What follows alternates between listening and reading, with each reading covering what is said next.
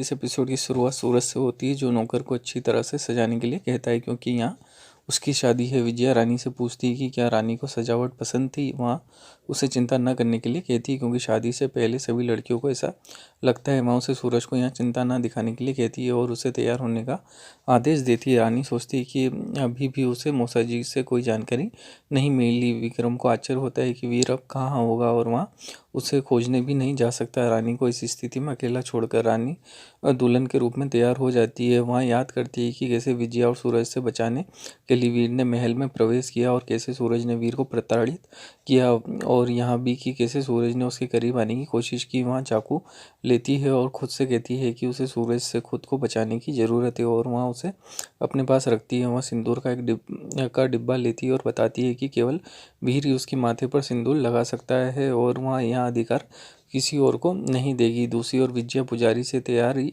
के बारे में पूछती है। सूरज वहाँ आता है और विजया उसकी तारीफ करती है। पुजारी उन्हें दुल्हन को बुलाने के लिए कहता है। रानी घूंघट पहनकर वहाँ आती है और विजया उसे शादी के मंडप पर बैठने में मदद करती है। सूरज विजया से कहता है कि महत्वपूर्ण मेहमान अभी तक नहीं आए। टीवी चालू कर दिया। वीर और राजमाता को बंधा हुआ देखकर राजेश्वरी और विक्रम भावुक हो जाते हैं। सूरज वीर से कहता है कि वहाँ रानी से शादी करने जा रहा है और बाद वाला कुछ नहीं कर सकता। रानी और सूरज ने शादी की माला का आदान प्रदान किया और वे फेरे को पूरा करते हैं। सूरज वीर को देखकर मुस्कुराता है। वीर वहाँ रानी के गले में शादी की मंगलसूत्र बांध देता है।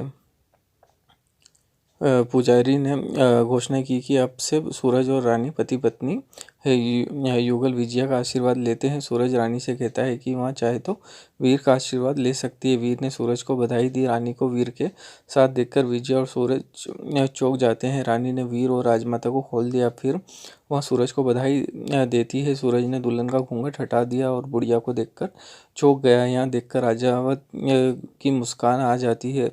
विजया रानी से पूछती है कि यहाँ क्या हो रहा है। पुलिस वहाँ आती है और विजया और सूरज को गिरफ्तार कर लेती है। रानी ने खुलासा किया कि कैसे उन्होंने कजरी की मदद से दुल्हन का आदान प्रदान किया। कजरी वहाँ आती है और विजया का मजाक उड़ाती है। रानी सूरज को बताती है कि कैसे उसने वीर को धोखा देकर उसकी लोकेशन का पता लगाया और कैसे मौसा जी और पिंकू ने सही लोकेशन खोजने में उसकी मदद की। वहाँ बताती है कि यहाँ राजेश्वरी है जिसने पुलिस को सब कुछ बताया, इसलिए अब विजया का खेल खत्म हो गया है। राजेश्वरी विजया से कहती है कि विजया भूल गई कि वह असली रानीशा है।